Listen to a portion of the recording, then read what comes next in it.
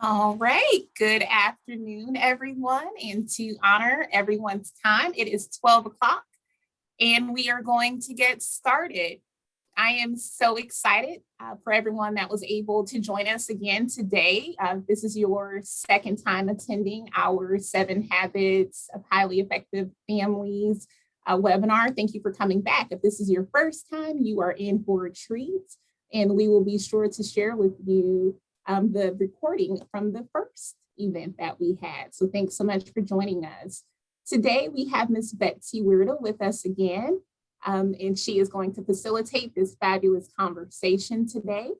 Something that I want to mention to you all before we get started, this is going to be a wholesome conversation. And if possible, we would love to see your lovely faces. We would love for you to communicate and, unmute and ask questions or just to engage with us as if we were face to face. All right. So thank you so much for joining. Again, if you are in a position where you can turn your cameras on, we would love to see your beautiful faces. Kind of makes us feel more welcomed and at home. All right, so Ms. Weirda, I am going to turn it over to you. Thank you so much. Thank you, Ms. Simmons. It is great to be here today again, friends. And my name is Betsy. I live in Jacksonville, Florida, and I work with the Franklin Covey organization. I'm a former teacher, a former principal, and most importantly, a mom of 3. And I have 4 beautiful grandchildren. Of course, grandchildren are perfect, right? So good to see your face, Brittany. Good to have Valerie here, Dana, H. Tracy, Jennifer, Eve, and I'm sure we're going to be having some more friends jump in as well. So let's kind of just go around the room if we could. I'd love to hear again who you are and maybe how old your children are or something about your family. Can we just take a few minutes and do that? Okay, so Brittany, we're going to start with you because you were brave and courageous. You're the first one to come on camera. You go for it. Hi, everybody. How are you doing? I do not have children, but I do have 2 fur babies. So those are my children. And I am the 21st Century Learning Advisor for our 12 schools here in this area. Beautiful. I'm so glad you're here. Thanks for joining us. Thank you. Yes. Oh, Miss Brim, or is it Dr. Brim? You're here joining us today. Yes, thank you. I do have 2 girls that have gone through Pinellas County Schools. But right now I have 2 grandbabies, as you have mentioned, and one will be attending our schools as well in pre-K. So Wow. I am excited grandmother as well. It's wonderful, isn't it? It's so fun just to be with them. And then when they get cranky, we just give them right back. Right? That's correct. Yes. That is so true. How about Dana? Dana, are you with us? Are you able to tell us a little bit about yourself? Dana Ennis? Hey, how are you guys? Hi. Hi. So I'm a mother of 3.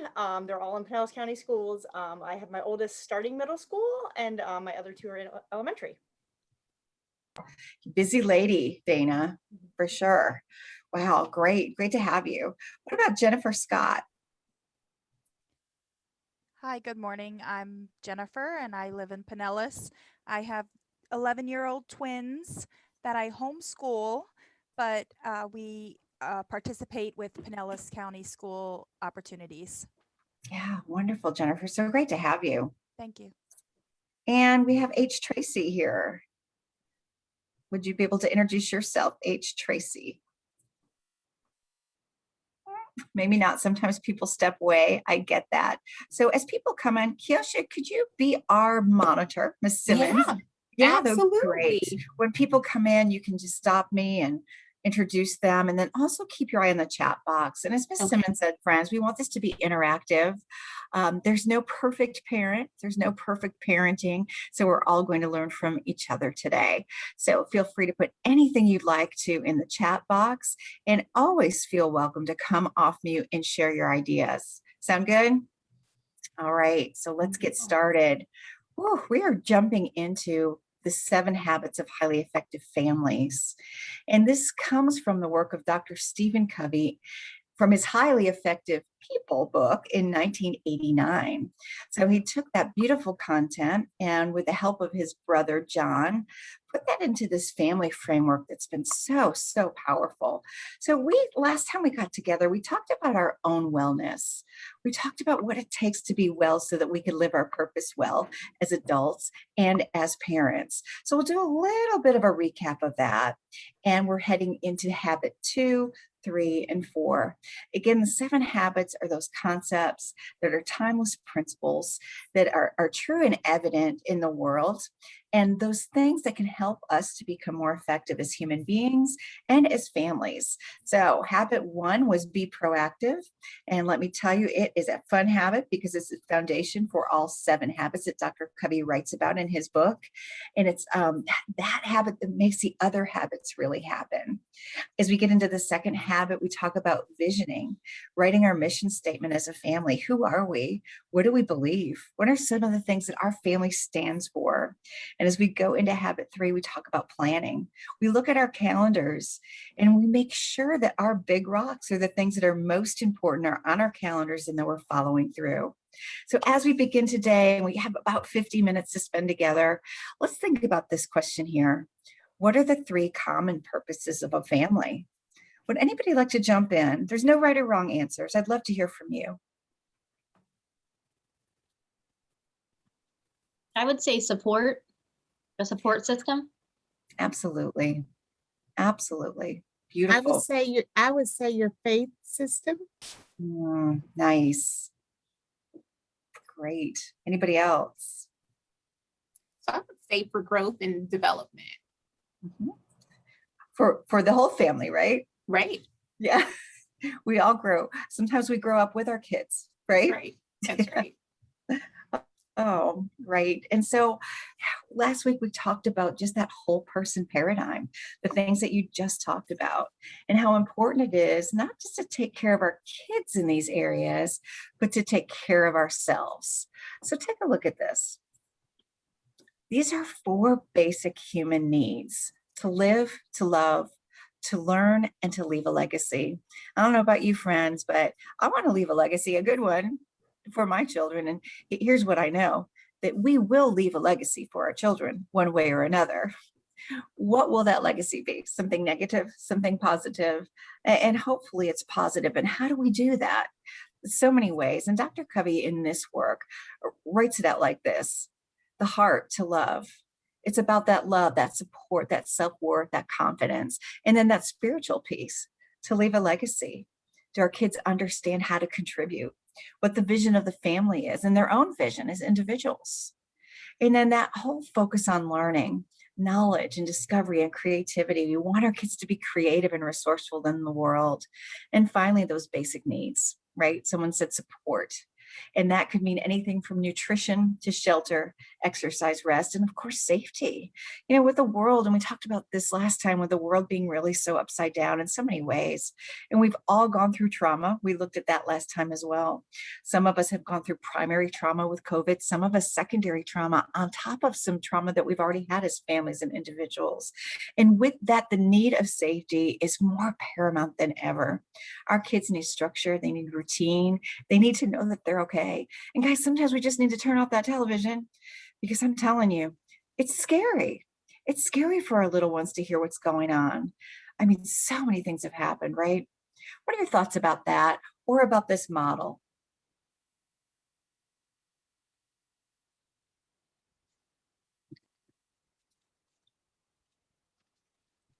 I like the piece about leave a legacy, because what you really pour into your kids, they carry on to their generation. So I think that piece is so important. Thank you for that. I think we all desire that as parents, to leave a positive legacy. And so just for a minute, thank you for that. I'd like us to think about that person in our lives, that transition person who was so influential that it may have impacted some negative behavior challenges, or that person helped guide us to become our best version of ourselves. I think we all have that person. And at Franklin Covey, we call that person the transition person. So let's think about that role model in your life and some of the characteristics that they had or they have. So we're going to do a little fun exercise right now. This is where I need you, Miss Simmons. If you would take to the chat box, please. What are the characteristics of that person in your life who helped you become the best version of yourself? Go ahead and write those words in the chat.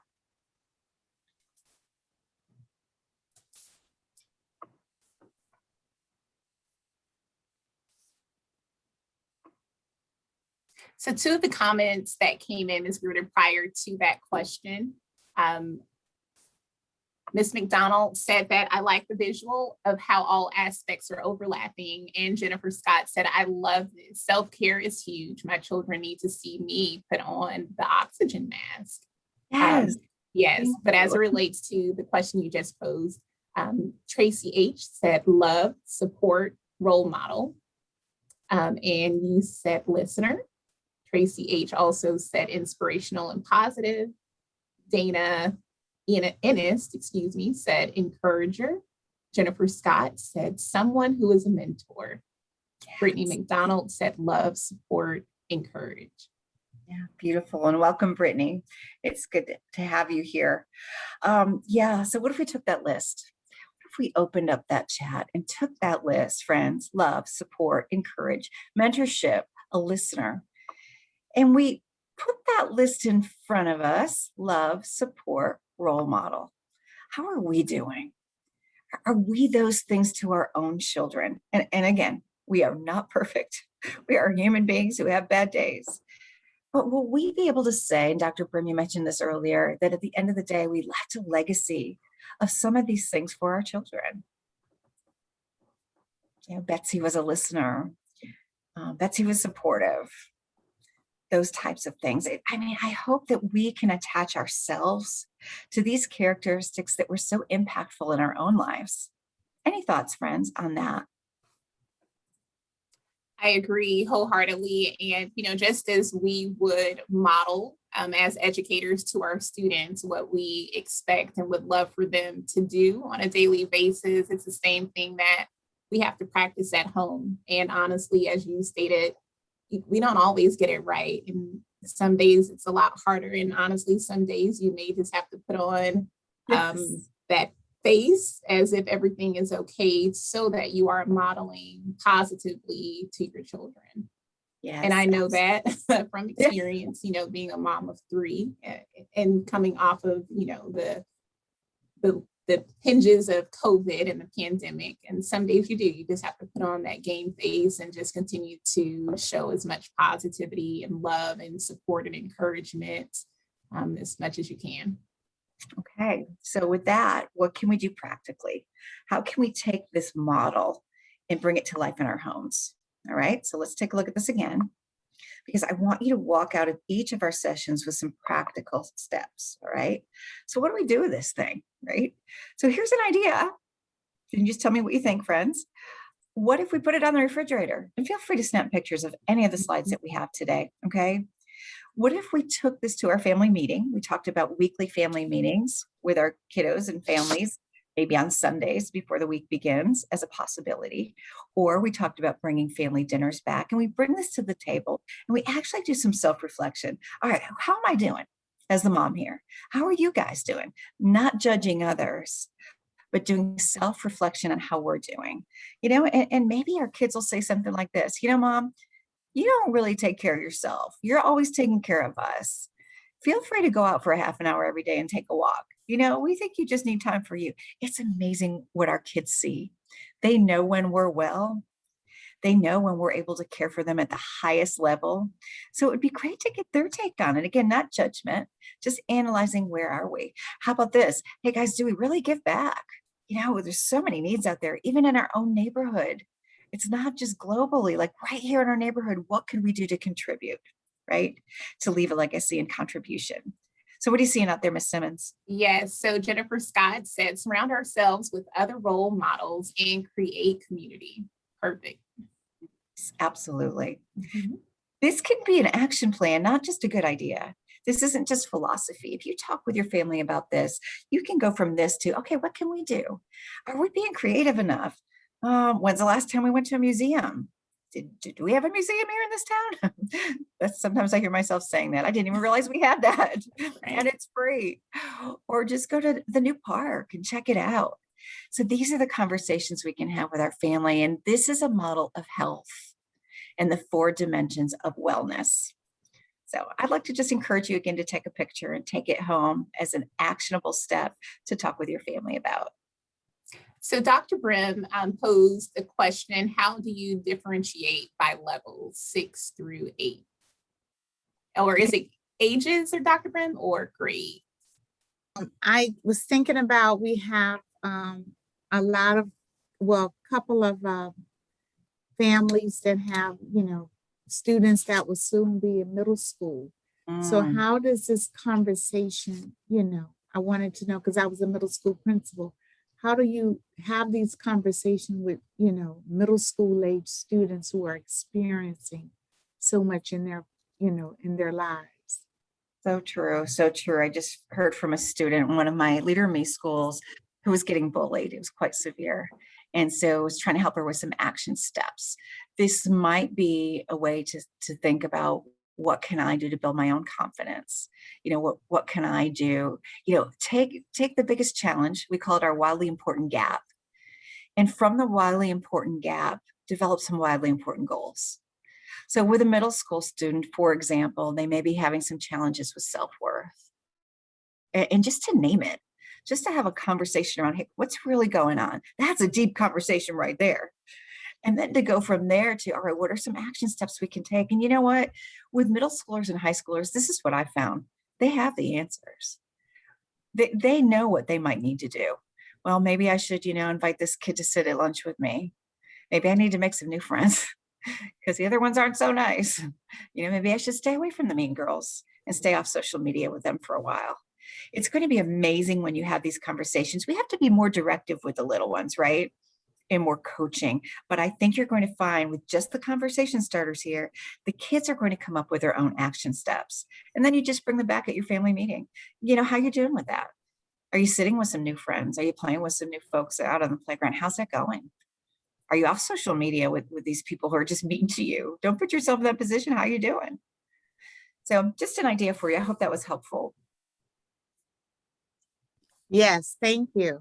You're welcome. We're going to keep rocking. This is awesome, guys. It is so One great. other comment before you move on. Ms. Okay. McDonald said, I like the idea of meeting and having open conversation. Might be nice to work on an area each week to reflect and think of ways to improve and slowly build up each area as a part of an action plan.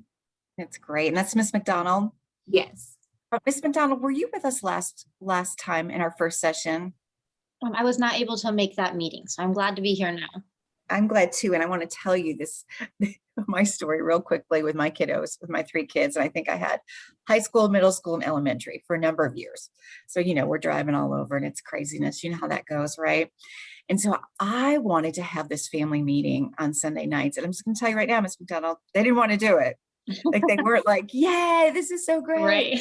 They're like, no, we hate this, right? I'd be dragging my husband in there too. Like, no, at least let's talk about our schedules. Who has to pick up who? What are we going to eat? Can we at least have one meal around the table, not fast food every night? Who's got baseball practice? So that's how it started. It started very logistically.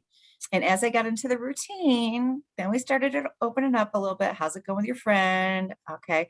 What's going on with your homework? You don't seem to be getting it done. How can we support? That became a very proactive way to get some problem solved head on instead Right, of like a gradual. reactively. Yeah. And then, okay, listen to this, Miss McDonald. They started asking us, like if it was a Sunday evening and we were busy or had something going on, they would say, hey, when's our meeting? Okay, this is good. Nice. Well, it became a habit, right? And that's what we're really talking about. Those things are ingrained in our family and in our lives that become traditions and sustainable. And then over time become a legacy, right? Right. And I think sometimes, the kids, they might come off as not wanting to sit down and talk, but once they're there and they're actually talking, they walk away feeling better and they might not know it at the time. But then if they're asking about, are we meeting, then I would think that's an indicator that they do get something from it, Absolutely. despite what they want to tell us. Yeah. I know, I know. It's fun to watch my grown-up daughter now starting the same things that she complained about in high school. So there you go. Anyway, thank you for that. What else do we have there, Miss Simmons? Yes, so Miss Jennifer Scott said, I love how you said the kids can help develop the action plan. Yeah, because it's theirs. Yes. And ownership and empowerment is key. It's not us imposing something else. You know, Right. there's so many times that we have to direct our kids. This is one time where we can empower them. And it really even leads into goal setting, which is really beautiful when that happens, right? All right. So yeah, gosh, we don't have we don't have enough time here, Miss Simmons, with this question. Right. Yeah, we could list them. And I think, the challenges are different. As Dr. Brim was saying, according to the age level, our kids are going through so many different things. I'll tell you what, I wouldn't want to be in middle school or high school. I'm glad those years are over for me. A whole different world. There's some tough things they're navigating out there, right?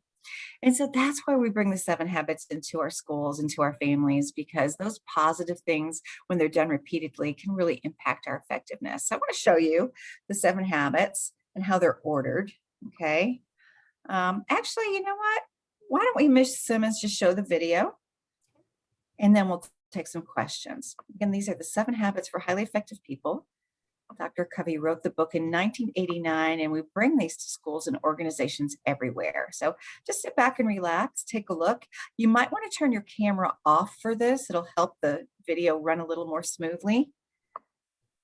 I think you'll enjoy it. Here we go.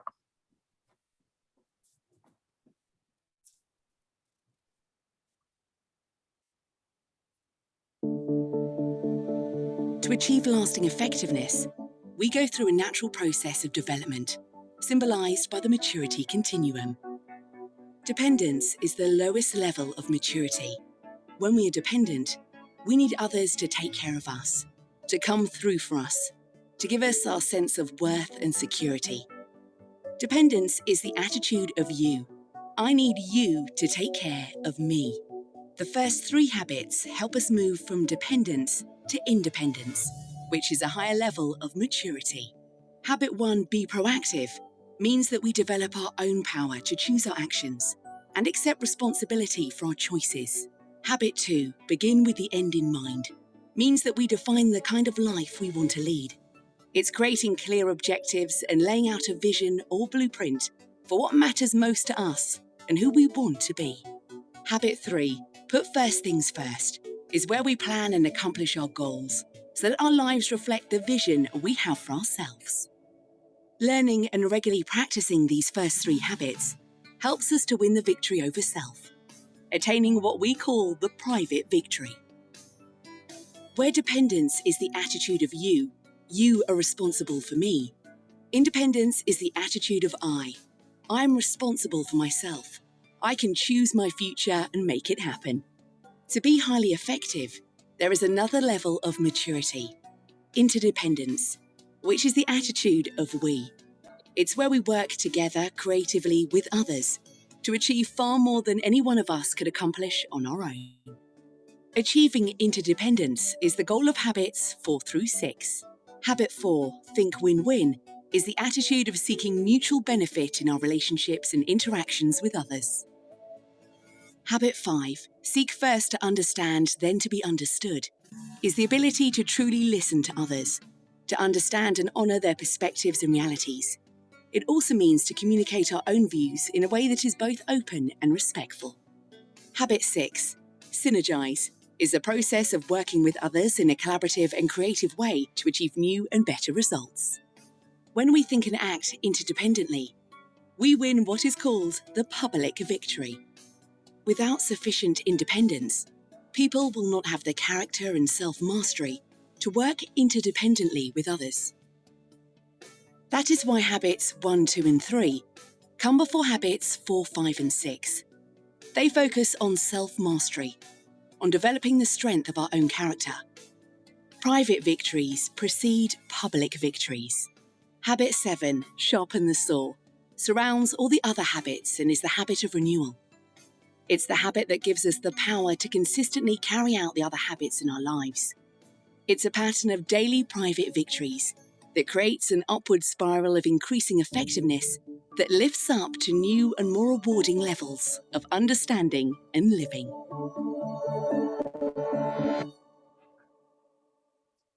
Wow. All right, friends. Love to have you come back on camera. Let's chat for a little bit. There's a lot there. And if you have not been exposed to the 7 habits, it was probably like, wow, that's a lot. But I'd love to take some questions and have some dialogue for a few minutes. Any thoughts, questions? What resonated with you?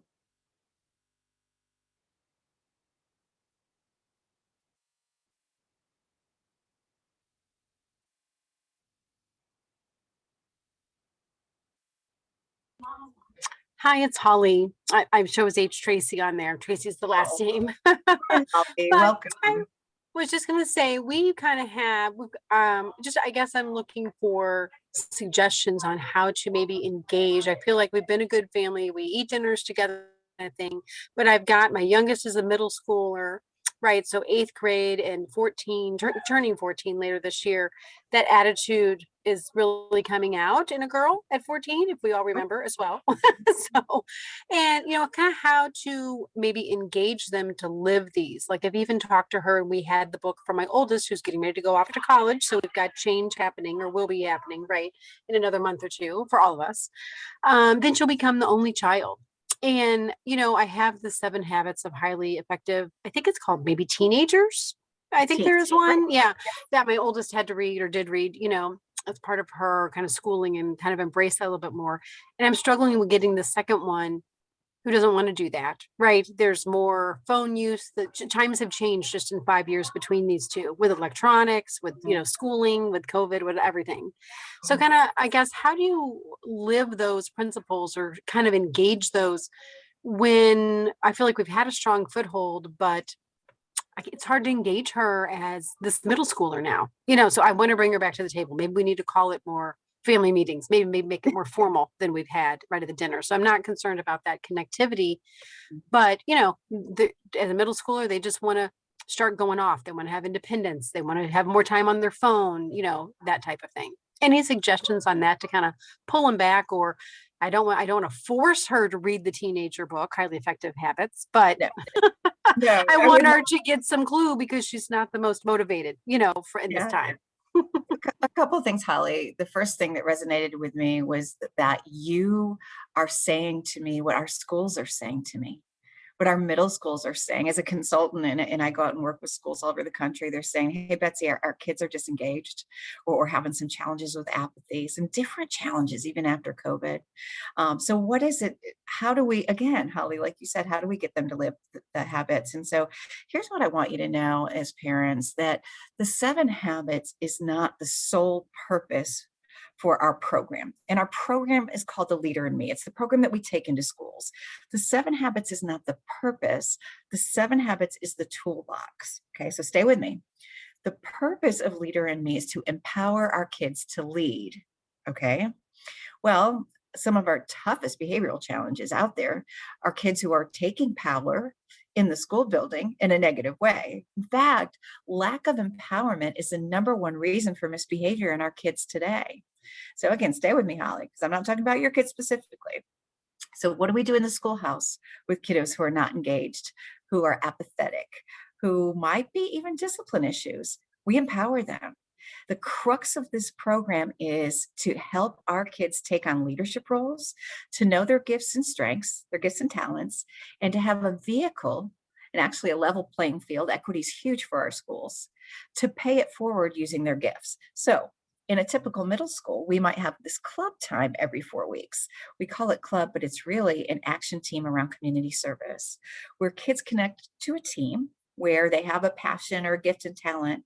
And then that team takes a school year to learn that skill. It could be basketball, it could be gardening, it could be anything, coding, Legos, and then they learn how to pay it forward. Now, what do? If we bet on this basketball team and we're 8th graders, All right. Well, how do we pay it forward? Because leadership is paying it forward. It's not just learning the habits. Well, eighth graders can teach sixth graders. They can go down to the elementary school and teach the kiddos how to dribble a ball and give back to the community.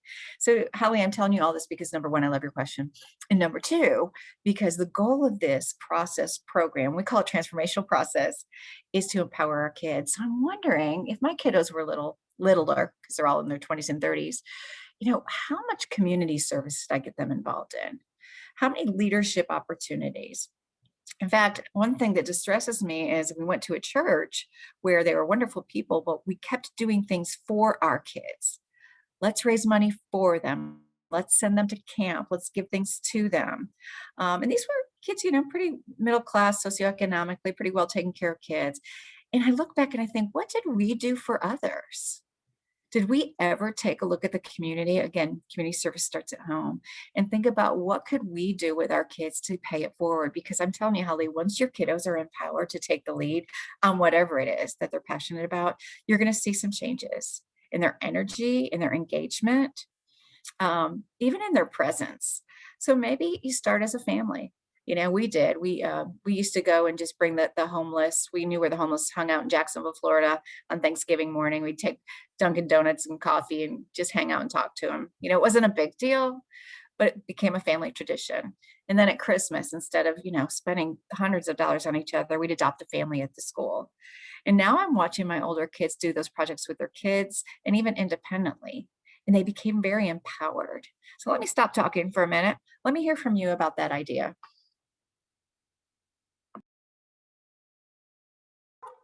Thank you. No, that's helpful. And I know, and I will admit that even for ourselves as a husband-wife team, we've gotten lazier over the years, so, and her volunteerism, she's in the gifted program in one of the school programs here in Pinellas County. And she's just, we need to help motivate her without trying to make her do it, because you don't want to be told what to do, right? Especially in that middle school age. So we just have to continue to perhaps drag her along with us or help her come to that solution. I'm just seeing whether it's second child syndrome, whether again it's electronics, whether it's the COVID learning from home, whatever. She just continues to and she's a good kid, no issues, no discipline issues, whatever, but they don't want to engage as much, right? It's too much work. I'm too tired. I'd rather watch YouTube all day, or something like that. So you're in a constant battle, as I know the schools are too, right? With technology, and would get out there and do stuff. We have an RV, we go camping, we make them put away their stuff, So anyway, but it's good ideas just to get them to come up with the ideas, and again, trying to engage at where that is. She's got to come up with these ideas and help guide us. So, okay. Thank you so much. I do appreciate that. You're welcome, Holly. And, it sounds very philosophical, but it could be as specific as this, like, hey, I don't know your daughter's name, but hey, daughter, I just went to the 7 Habits thing. We learned about the 7 Habits. And I referenced that you had read that book. How would you like to lead a book talk with the family, like every Sunday? Just could you do a 10-minute overview for us, teach us on the chapter, so like we know what's going on, because I want to learn more about it. And she may love it, she might not like that at all, but it's just an idea to just start those little chunks of empowerment. Like, I need you to teach me, right? So, and I think a lot of it has to do with our kids just finding their passion, right? So whatever we can do to help them find their strength or find their passion, I think that's part of our job too, right? Yeah. Any other thoughts? I agree with the conversation. I'm appreciative that you are having it. I have a 13-year-old, and one of the things that she just did on her own this summer is she created a summer bucket list, and she wrote them what her list of various things onto little strips of paper. She folded them up and she put them in a jar. And every day she pulls something out. Some of them are larger, like some of them maybe, schedule a camping trip. And so if that's what it is that she pulls out for the day, then she has to take the time out to create her action plan to allow the camping trip to happen. So yesterday she reached out to her uncle because he's an outside, he loves nature, and they started planning the trip.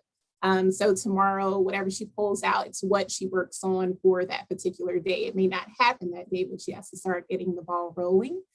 So I love that. And that inspired her to get her little sister, who is 10, to do the same thing. So sometimes, yes, we do have to kind of encourage them. In my household, though, I will say, we have a rule that they have so many things that they have to complete before they get their technology. And it's throughout certain parts of the day. It's not saying you have to do all of it, but maybe from 9 until 11:30, you have to complete X amount of things on this list. And then you can have an hour with your technology. And then we take it away, complete a couple more things, and then you can get your technology back. Because sometimes, yes, we do want to give them the option to make that choice, but then we also want to make sure that we're providing them with the structure and the expectation, that there is more out there, because they can easily get caught up into the technology. Yes, yes, Ms. Simmons, I'm thinking about my 3 and 4-year-old granddaughters. They're into technology. I mean, come on, they've got the iPads and the videos and all of that. And the minute little Reagan gets home, my 3-year-old from daycare, she wants to watch TV, Elsa and Anna and all that other great stuff, right? Moana, all of those friends. And she's on schedule. My daughter's extremely structured. So sometimes it's like, come on, Carly, give her a break. She's so little. But no, she has a certain TV time, and then she knows then it's playtime, then it's puzzle time, then it's bath dinner, and then it's bedtime story. I mean, it is so structured. I mean, I don't think you could do that with a middle schooler, but I think it can start early. I think we could, I'd go back and do that because I wasn't that structured as a mom. I don't know where she got that, but it's working because that technology is such a draw. And I'll hear her say, Mom, can I watch another video? Or can I look at something on the iPad? And she'll say, no, not today. We'll have your iPad time tomorrow. And she stays consistent. I mean, if she promises something, she follows through, 99.9% of the time. But that structured schedule really helps. It does. And I think it not only helps, and I'm the same way as it sounds like as your daughter, and it not only helps them, but it helps us, and it keeps everyone accountable. The other part is, yes, I did start this with my daughters when they were younger. So it's probably a lot easier for them to continue fostering the habits now that they are getting into those teenage years. But they don't mind it. They understand that this is the expectation and that we all have jobs and responsibilities, and that's a part of theirs. So I think sometimes it's the way that we have the conversation with our children to make sure that they understand that we're all coming to the table able to voice our opinions and our concerns, and we all have a voice. That really does matter as well. And by the way, there is an 8th habit, and it's called Find Your Voice and Help Others Finding Theirs. And it's a beautiful book, Habit 8, that Dr. Covey wrote, and it really talks about finding your strengths and then empowering others through your strengths. So take a look at that. The other thing I would recommend is, say you have a middle schooler, Holly, talking to you, friend, and you might just Google at some point, middle schoolers and community service projects.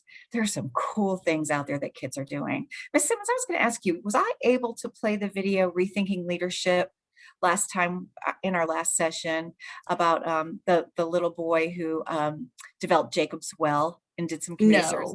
No, you didn't show that one. Okay. All right. Well, I'm going to pull that up in just a minute. Well, you go ahead and answer some of those questions in the chat. I'll get that video ready. Okay. Okay. So she asked, you referenced the Leader in Me program. Is there any other resources that would be available? So yes, Ms. Scott, we do have resources. And because you registered for this event, we are going to provide you with the book, 7 Habits of a Highly Effective Family. We also have a link that we will be providing you with additional resources that you can access online, as well as the family calendar. So after the event is over, I will find out what school your child attends, and then I will drop off the resources to the school. So that should definitely be able to kind of give you some headway on finding some of the resources. Awesome. That's great. It's great to know. So again, I'm going to show you a video called Rethinking Leadership. We show this to our kids, our middle schoolers and high schoolers, because we want them to understand that everyone's a leader and it's not positional power. Again, it's using your gifts and talents to pay it forward. I think there's a question for you as well right there, Ms. Simmons. Yes, I'm putting it in the chat. All right. Got it. All right. Let me pull up this video. I think you're going to love it, friends. And we'll chat more with the rest of the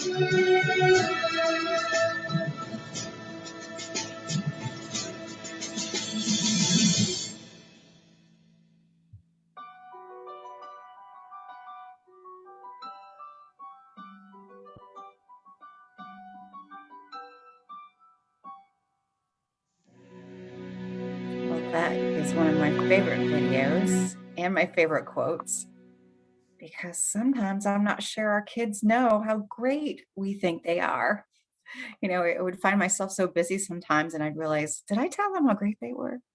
Because I'd get tired and come home from work like the rest of us, and I'd sometimes would focus on the negatives. Your room is not clean. The dishes aren't done. And I told you to put the meat in the oven, right? So I would find myself in that whirlwind. That's what we call it, the whirlwind of life. But what did you think about the video? Any thoughts?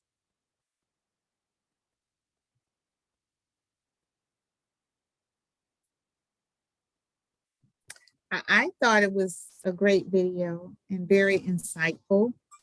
I was just trying to think, and I think it's what I thought provoking for our middle schoolers to have conversations. So yeah, particularly, I was just thinking about when you talk about the leadership piece. This generation, even in our middle schoolers with the technology, they're always looking for their next level of motivation, encouragement to lie within that technology. And Mm, so is more or less how are you going to use that? Because it's not the talk and chat like it used to be. It has to be definitely a merging of the two. yes. Yeah. Yes. Mhm. Wow. There's a lot of layers right there. Valerie, I love that. And so I'm thinking as a strategy for families, first of all, because I'm going to peel this back. That was excellent. As families, we can start doing some simple things. Like we go out to a restaurant and the phones go in the middle of the table. Everybody, phones in. And so what we're doing is modeling that our time together without the phone is more important than the time with the phone. It doesn't mean we can't pick them back up, once we walk out of the restaurant, but during that time, it's sacred. So what's sacred in our family? What's sacred in our household, right? The other thing is that how can we use it as a family tool? Oh, you got me thinking, Dr. Brim. And my kiddos, of course, they're older. We have a family thread. We have a fun name for our thread. And so, we'll pop in there and how are things going. I was just in touch with my kiddos since I'm in New York right now. I wanted to make sure they're okay with Elsa headed to Florida. So it's also very encouraging. It's fun. We send each other memes, but it's just a way that we can use technology to be connected. So, technology is not going to go away. So like you said, how do we use it to our advantage as a family unit?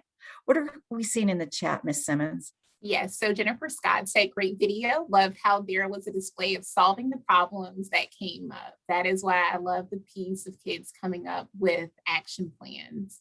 And Brittany McDonald said, this concept can include so many groups, family, friends, work.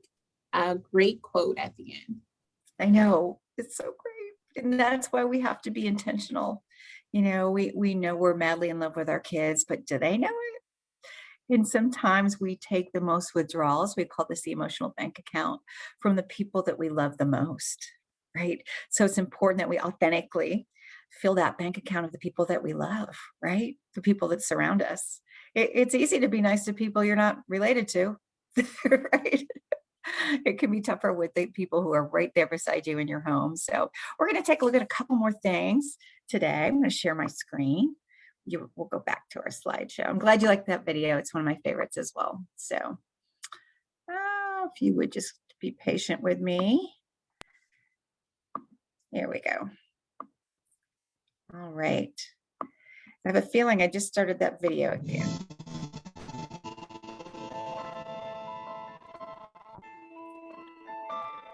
And I did.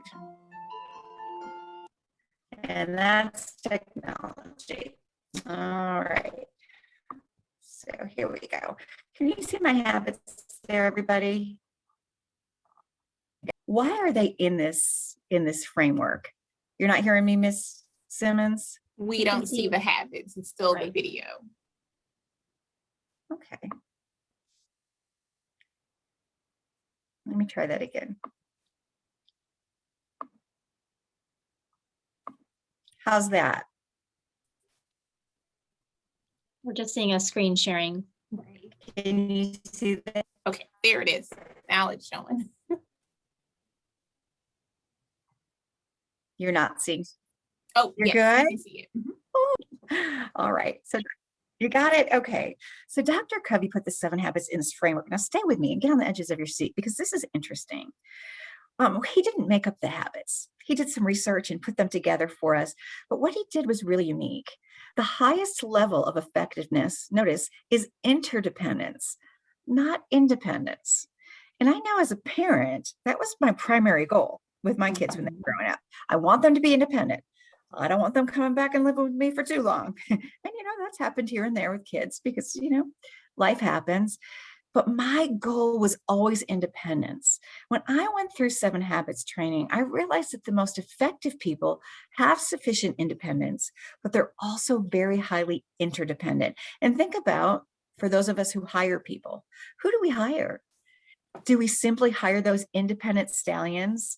Or do we hire the people who have great skills and talent, but can also work with others? Make sense? So that highest level is important for us as parents because as we guide our kids, we not only want them to be independent, but we want them to be able to get along with others. We call it in education, play nice in the sandbox. What do you think about this, friends?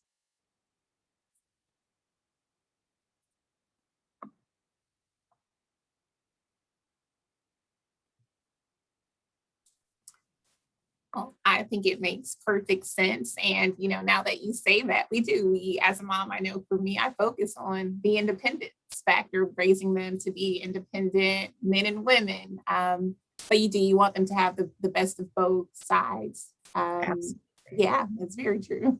Yeah, we want our kids to be independent. So they're not dependent on us, right? They're developing, making their own lives, year by year and gaining maturity.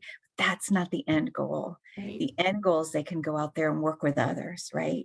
And embrace diversity, not just diversity of skin color or religion, but diversity of strength and opinion and voice.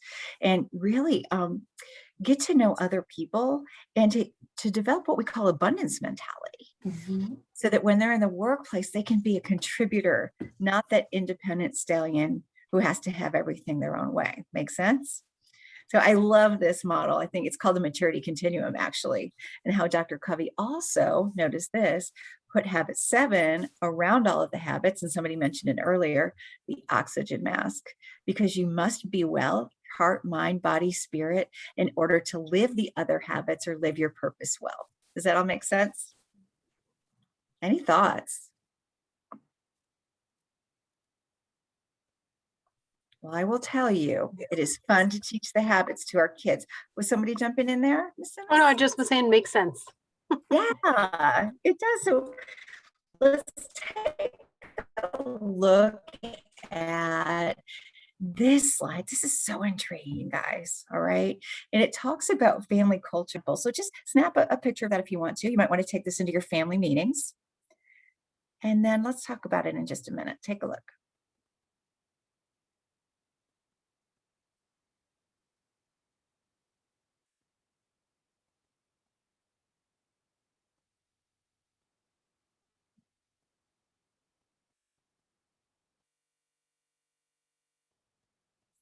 Ooh, this can be convicting. Wow. Again, another thing to talk about with a family, not in blame and set up those protocols. It's not about you don't do this and you don't do that. It's about, hey, as a family, where can we get better?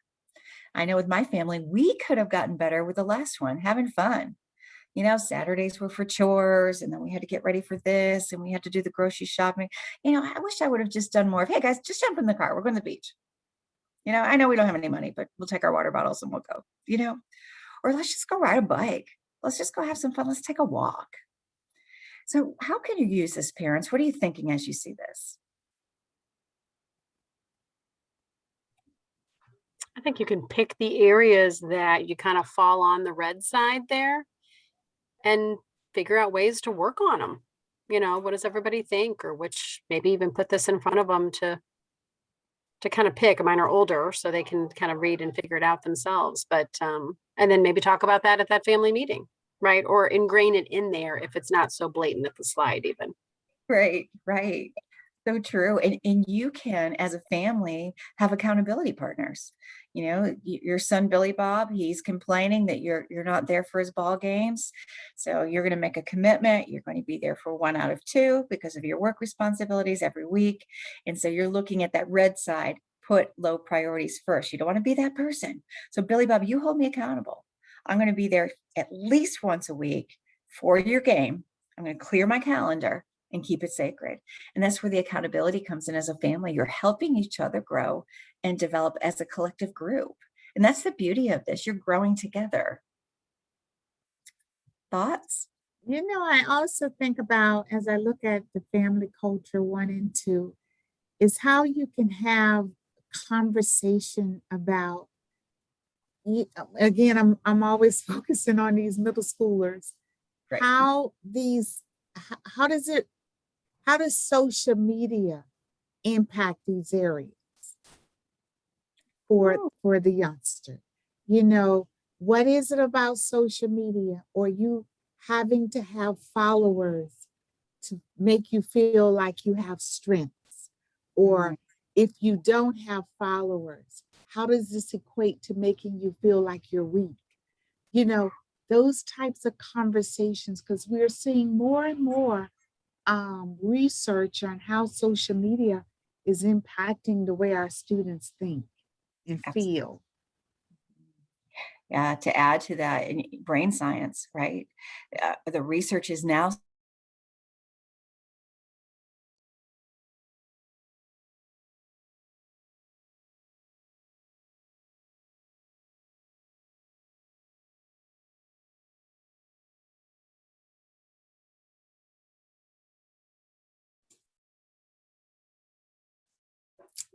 Did we lose her? I think we lost her. I don't know. So All right. So we'll just wait a second to see if she's able to come back in. I'm sorry about that.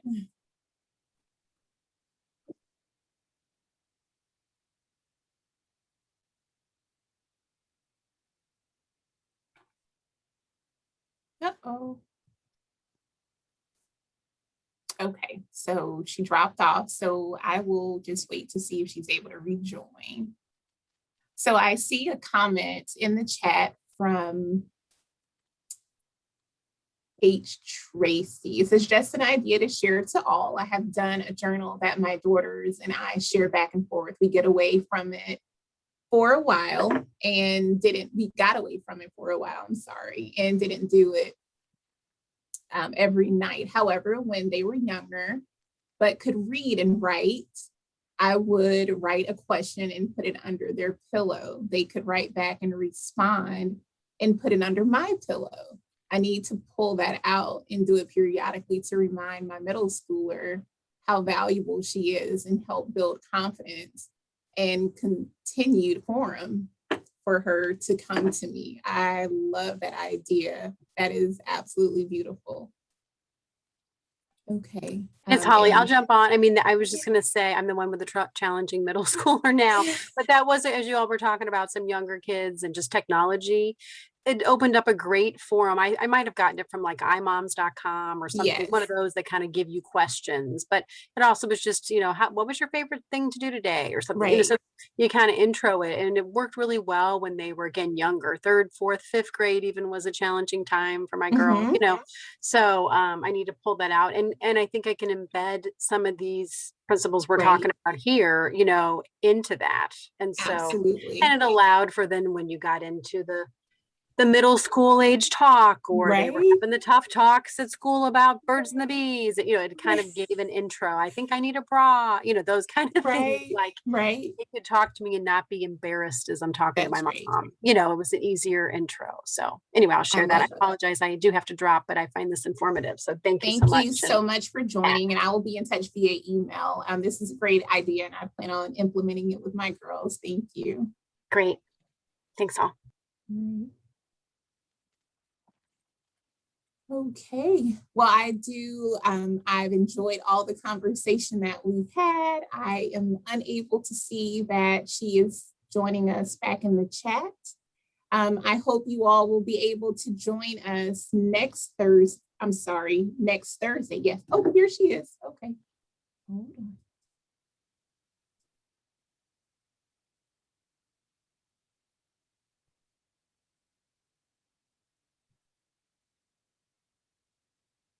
Hello. Wow. Can you hear me? Yes, we can. Yes. I'm so sorry, friend. It is storming here in Buffalo, New York, Okay. and I totally crashed. So I'm sure you Okay. continued to talk. We Tell me where did. we left off. We did. So in the chat, Holly Tracy put a great idea. She was saying that when her daughters were younger, they would have a journal and they would put questions in it and put the question under each other's pillow. So if they had a question, they would place it under their mom's pillow, and then the mom would do the same thing for them. She was just saying that it's something that she's going to periodically implement back with her daughter to make sure that she's understanding how valuable she is and help build her confidence. And I thought that that was a fabulous idea. Also, it helps with making sure that they're okay with having certain conversations that they may not verbally want to communicate with us, but they can do, you know, maybe feel a little more comfortable putting it in a journal. Yeah, that's beautiful. Yes. Yes. Well, thank you. I'm sorry again, getting kicked off. It's pretty crazy weather here up in New York. But as we end today, I wanted to give you a homework assignment. Okay. So hopefully you have jotted down some strategies that are real and actionable. Again, the meeting time, the family dinners, putting that technology away, having those conversations around the slides that I showed. But I love that idea of the journal. And it reminds me of that movie called The Freedom Writers. Did anybody see that? Mhm. Right. So there was a teacher. The teacher worked with some challenged kids, and the kids didn't always want to talk. And let's face it, a lot of our middle schoolers and high schoolers don't want to have a serious conversation with mom or dad or whoever. But what she did was she just bought every kid one of those marble composition books. And she said, hey, this is is your journal. And if you ever want me to read it, or you want to leave me a message, or you want to talk about anything, or if you want to write back, or if you want me to write back to you, just leave it on my chair. Just leave it there. So I'm going to encourage you to actually put a journal into place with your kids, or ask them, hey, do you want to keep a journal? And I won't look at it if you don't want me to, or you can even rip out a sheet if you have a question for me. But, if you just don't want to talk, or you get super busy, you can leave the journal with me or a piece of paper. And what we're doing, guys, is we're creating this vehicle of communication that's non-threatening for kids who are going through so much. And by the way, I want to talk more about social media when we get back together again, because wow, there's so much to unpack there. So I encourage you to bring that journal to life in your family, maybe even a family journal at your family meetings, just to model what that could look like. They can keep it private, they can share it, but it could be a vehicle for great communication. So I hope you enjoyed today. I did. It was great. I wish we had more time. I have some more to talk to you about next time. I have some beautiful videos and, again, more action steps, but I want you to bring your ideas too. Again, we're all parents. We all have challenges. So feel free next time to bring your strategies as well. And we'll focus specifically on habits 4, 5, 6, and 7. Sound good? That sounds wonderful. Thank you so much, Ms. Weirdas. So all of you that joined us today, thank you so much. And we hope to see you again next week when we have our final part 3 of this event. It is going to be July 14th from 4 until 5 p.m. Our focus will be on, like she said, 4 through 7, focusing on finding a creative synergy by valuing each other's strengths, and plan how to regularly renew your mind, body, heart, and spirit. Betsy, thank you so much for joining us today. Again, the recording you, will Betsy. be available. You're Thanks. welcome, Take guys. care.